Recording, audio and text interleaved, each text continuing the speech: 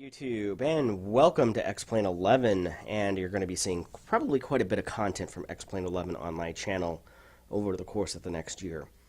I've done a couple of flights. I don't have everything configured, I think, the way that I'd ultimately like it, but this is good enough for it still being in beta and getting, I guess, technically a preview or a review of X-Plane 11 thus far. I suspect that it will probably release in April. I know that the release date on Steam has been pushed back to March 31st, but I would suspect that it would continue to be extended beyond that. It wouldn't surprise me, as it has already, as it was originally slated to release on Steam earlier this month. Now, I do recommend purchasing it directly from Lamiar Research as opposed to Steam. That's just because I have had certain issues with certain plugins with the Steam edition of X-Plane 10 previously. So it's been one plugin or one add-on in particular, and that would be AirHauler for X-Plane, which again was designed actually for X-Plane 9. But if you have the boxed or the version from Lamiar Research, it will work with X-Plane 10 as well. Not exactly easy to get up and running, but it can be done. However, the call needing to go to the Steam API for the Steam version basically means you can't import additional aircraft into AirHauler for X-Plane, and it also, I don't think it'll also launch the sim, unfortunately. So those are a couple of things out of the way. The first thing you'll notice is that the GUI has been substantially overhauled. X-Plane 11 no longer looks like it's an application that was built on a 1990s Macintosh or an early X Windows system for Linux. And this is a welcome addition. Now, some people, I don't know if they've necessarily complained, but I certainly will say have remarked that this new interface makes it very FSX-like or prepared-like in terms of user interface design, and I do not think that that is necessarily a bad thing, as many people with FSX now being a decades old and even prepared, even though it's been substantially modernized, is still based on a 10-year-old, essentially, engine. And with Dovetail Games' new flight sim kind of out there, and the ether, as it were, for right now, you know, I think that X-Plane stands a chance of capturing a significant chunk of that market, and anything that they can do to make the process of either getting into flight sims or getting people to come over from other flight simulators, primarily in the FSX P3D world, is a welcomed addition. So I have no problems with it. In fact, the settings are pretty damned intuitive. I'm over here on the joysticks right now, and I actually have my CH Control Manager in direct mode, so it's seeing all of my CH devices along with my Thrustmaster multifunction displays. This is my fighter, or is it my throttle? Nope, that's the Pro Throttle, actually. I don't have it bound to anything. This is my rudder pedals. I have everything set up. Works great. This is my flight sim yoke. I do not have these axes for single-engine aircraft mapped at this time. If I was going to be flying single-engine propeller aircraft, I would simply come in here and remap everything. One of the things I do kind of enjoy is they do have a calibration tool built into it. So we can see here that you can go all the way back.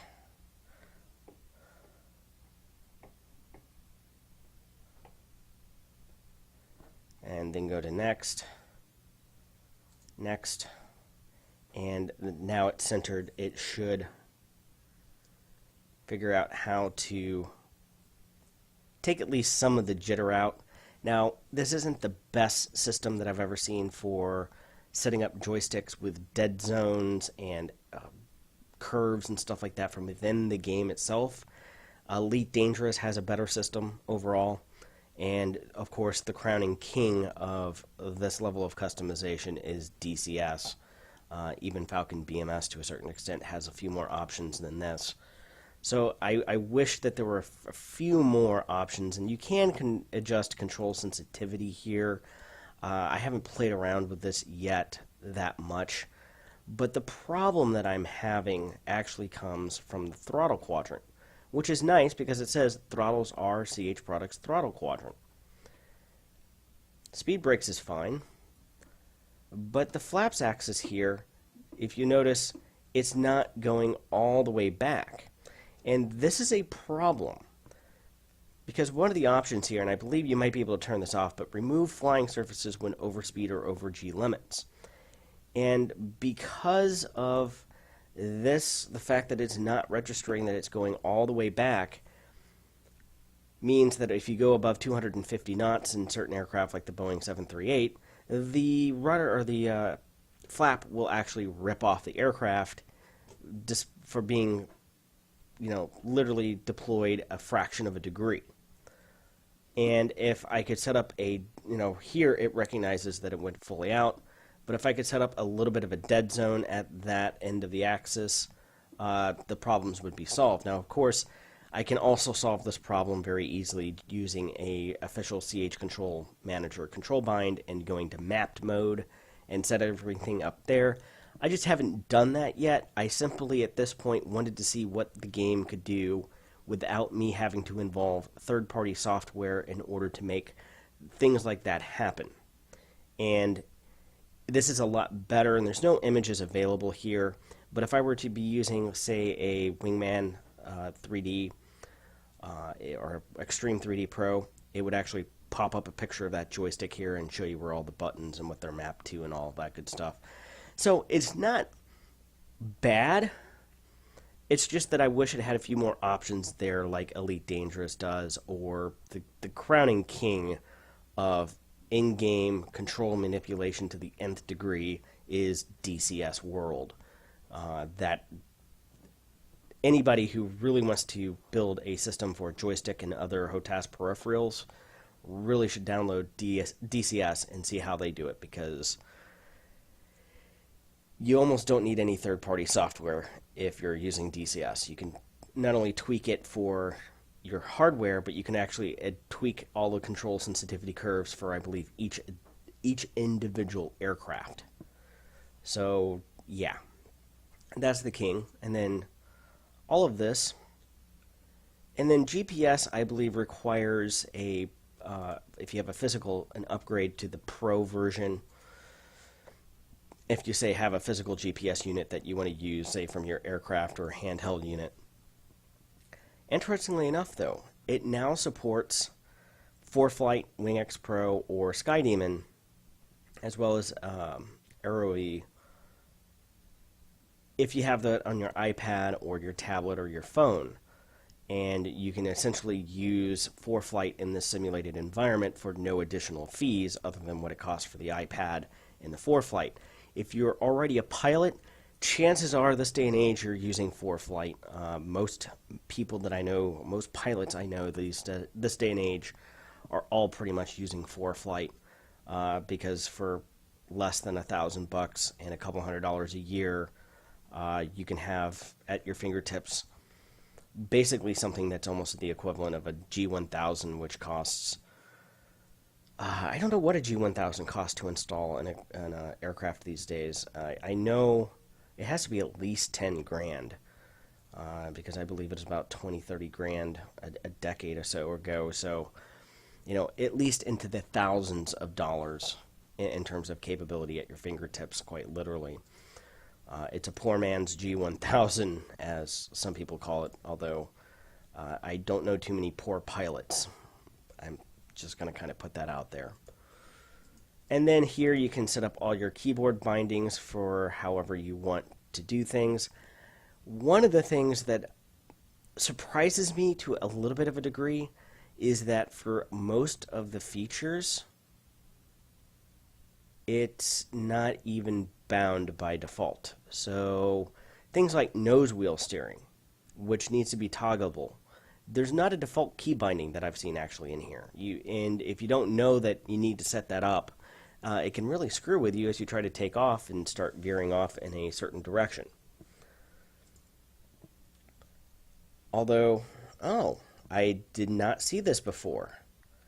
You can literally set up the key bindings for default FSX or X-Plane 10. My bad.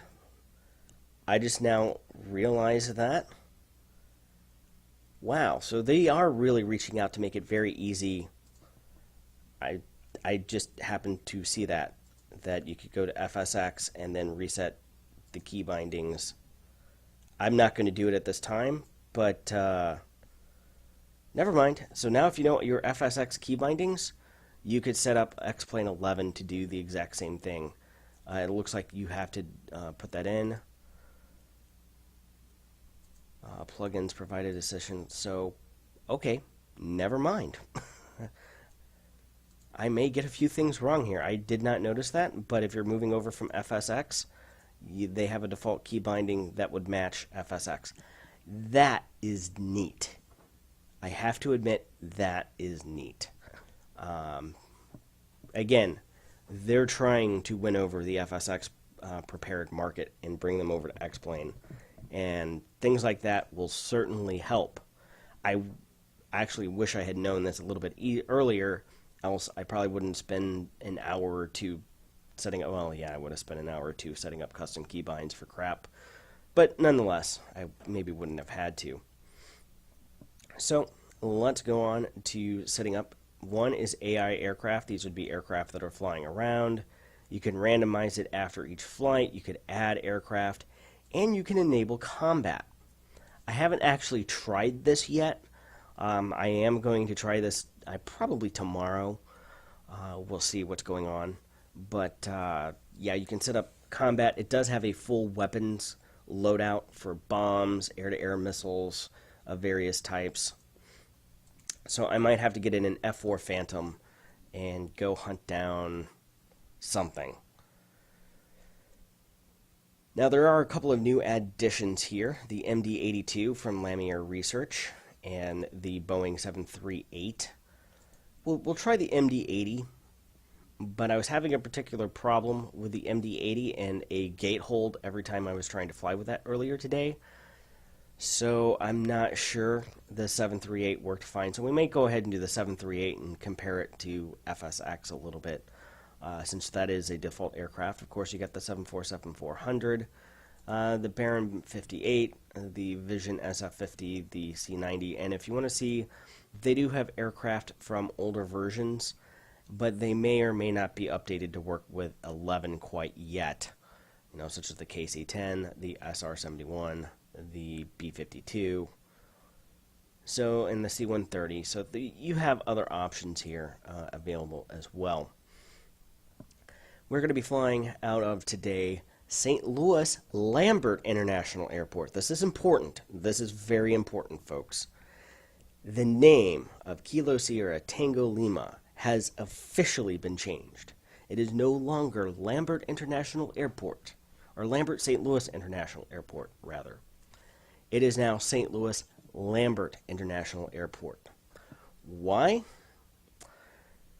Probably because somebody that's running the airport or on the board of directors or however that all runs has a friend that owns a marketing/branding company and decided to give him a few $100,000, maybe a couple of $1 million to come up with an idea of, hey, we need new signs. What the hell changing it from St. Louis Lambert International, or from Lambert St. Louis International to St. Louis Lambert International is actually going to do in terms of renewing the airport, in terms of more passengers coming through here, but changing the name isn't going to do much. If they wanted money for new signs, why the hell didn't they just say we want new signs? I don't get it. Now, that is a little bit better than the other name they considered, which was St. Louis International Airport at Lambert Field. Yeah. Again, I don't understand why this is a big deal to them, but this is a big effing deal in the past couple of months. So, weather. This is one of the nice things that I like. Right now I have it bringing real-world conditions in through the power of the internets. You can refresh it. And there's still a couple of older Python plugins that you can put in here that work. I do have this on both my Macintosh, which is what I use for software development and things like that, and then I have it on my Windows machine primarily for testing purposes. But you can see the different cloud layers and the winds at different altitudes based on real-world conditions, hopefully. And you can do refresh rate every 15 minutes, every 60 minutes, however you want to set that up.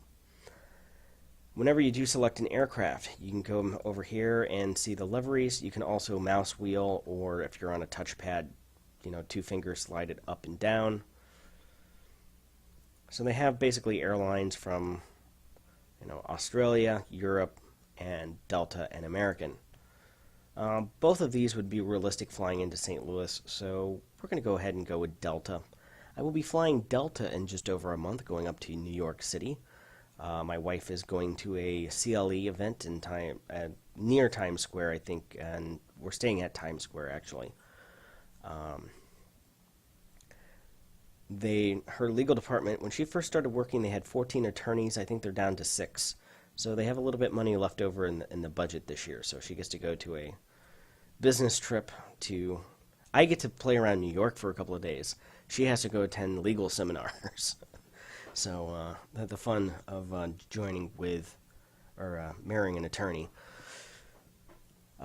More time for me to fly. Yeah. At any rate, you can have the option to start cold and dark or with the engines running. We're going to go cold and dark.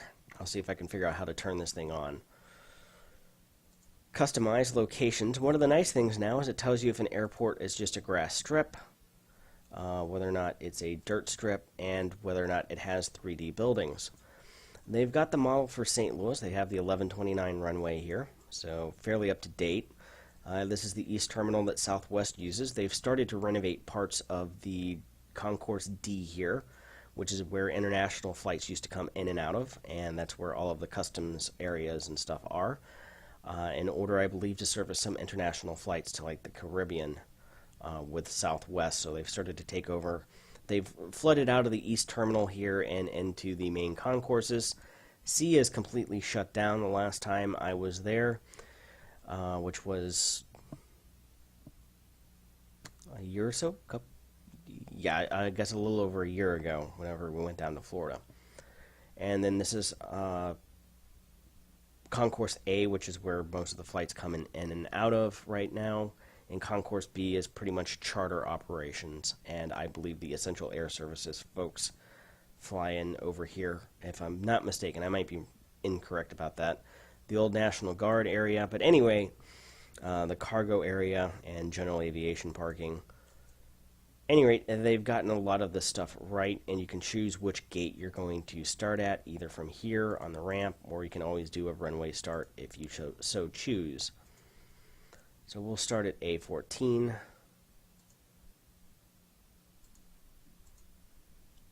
And here's some special options like an oil rig approach, carrier, frigate approach, carrier cat shot. So things if you want to do like B-52 drop, I guess isn't ready yet, formation flying, get me lost. So those are special options, but you can do airport starts.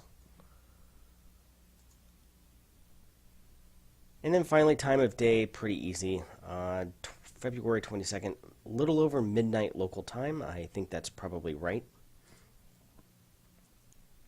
And you can also do weight, balance, and fuel.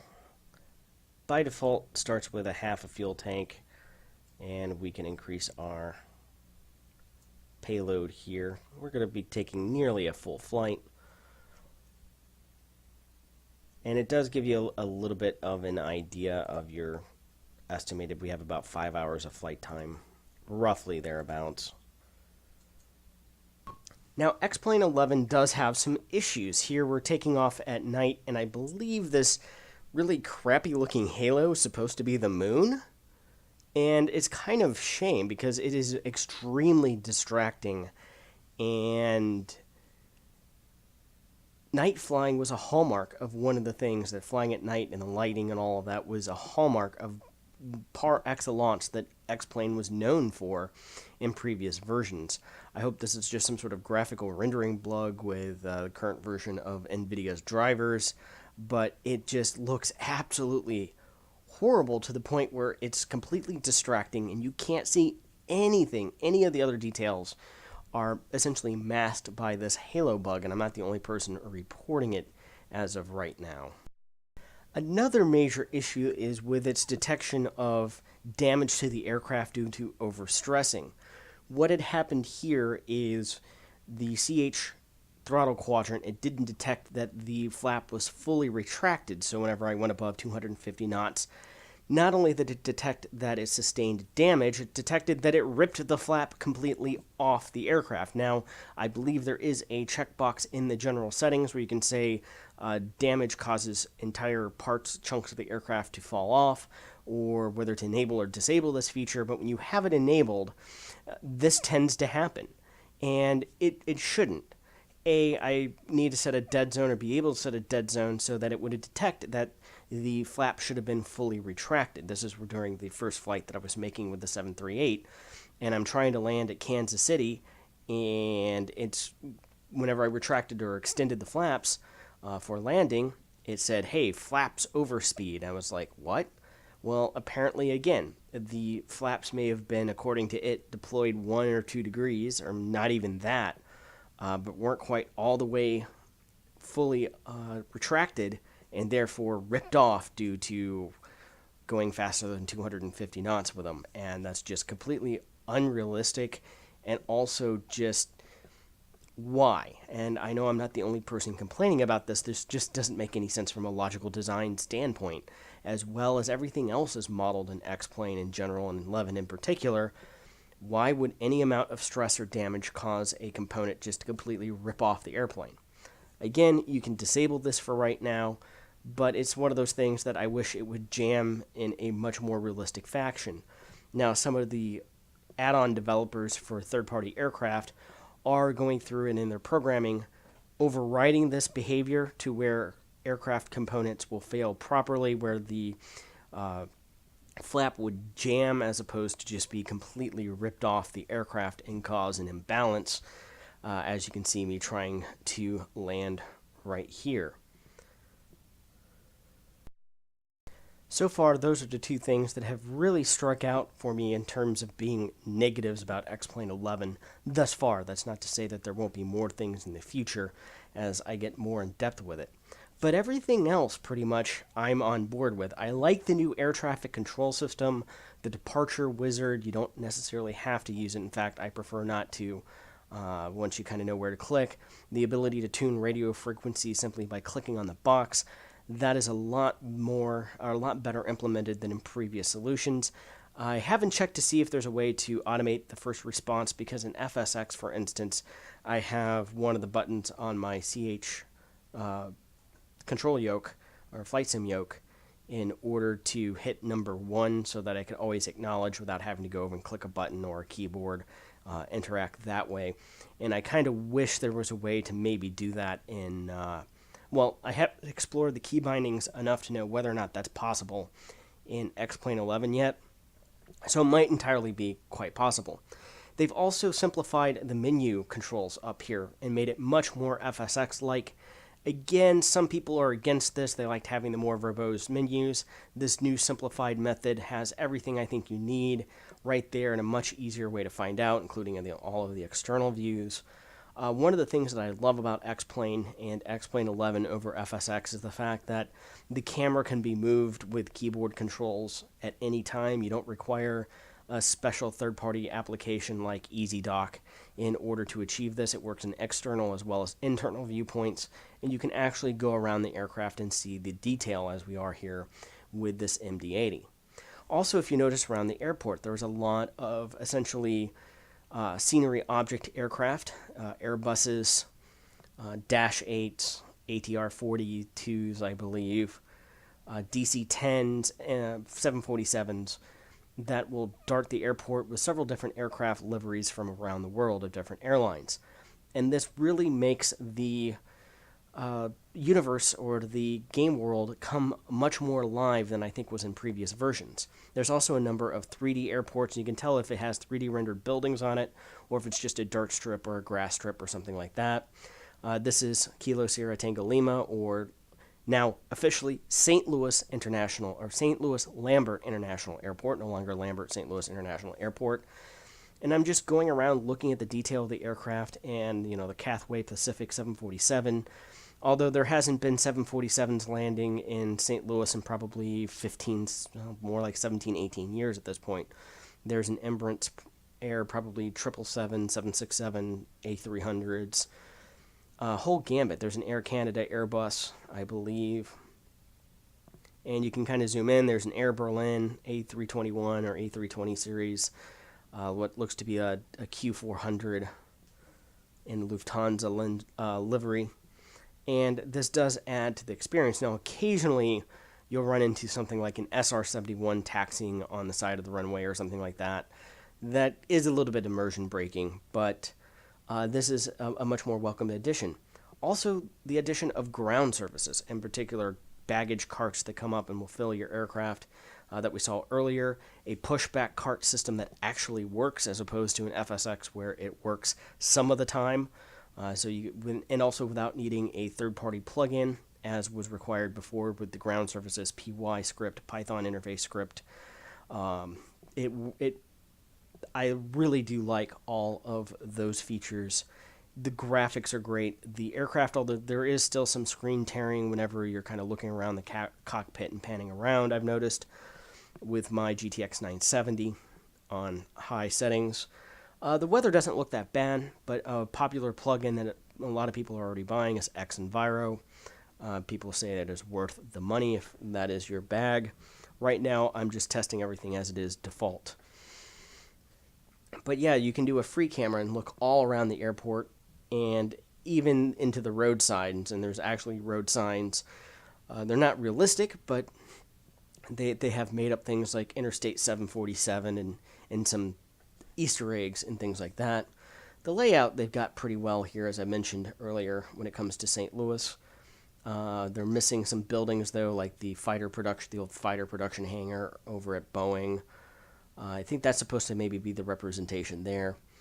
But the cargo area that's going to be torn down and rebuilt and expanded here in the near future, trying to get the cargo business, some general aviation aircraft.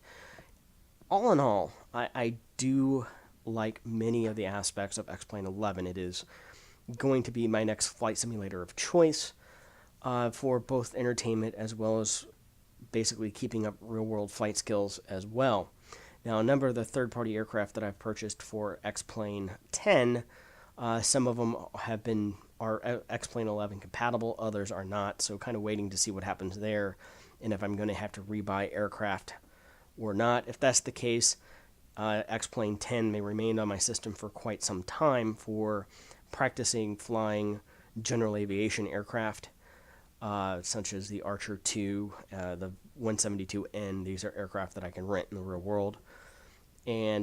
Or I might decide to get some additional aircraft, the 737 or the 737-200 from Flying J Sims, the 727, as I believe the developer of that is going through. And I know he's completely redoing the 732 for X-Plane 11. In fact, you can watch him do that sometimes on Twitch as he goes through and does the modeling and the programming and all of that. So all in all, if you're into flight sims, or you're thinking about flight sims, or you're thinking about it's time to move on to a more modern program, I think X-Plane 11 is firing on a lot of the right cylinders. And even at the beta point, I would recommend it. It's been pretty stable. I've had a couple of crashes, but for the most part, it's been fairly stable. And again, I'm developing an add-on for the X-Plane 11. Specifically, it may also work on 10. We'll have to wait and see. I'm a couple of weeks before really deciding which way to go on that. Most features should work in 10. There may be a couple of features that would be exclusive to 11, but we'll see how well all of that works. Thank you very much for watching, and be sure to like and subscribe to the channel for more updates on X-Plane 11 as well as some other games. Till then, see you next time.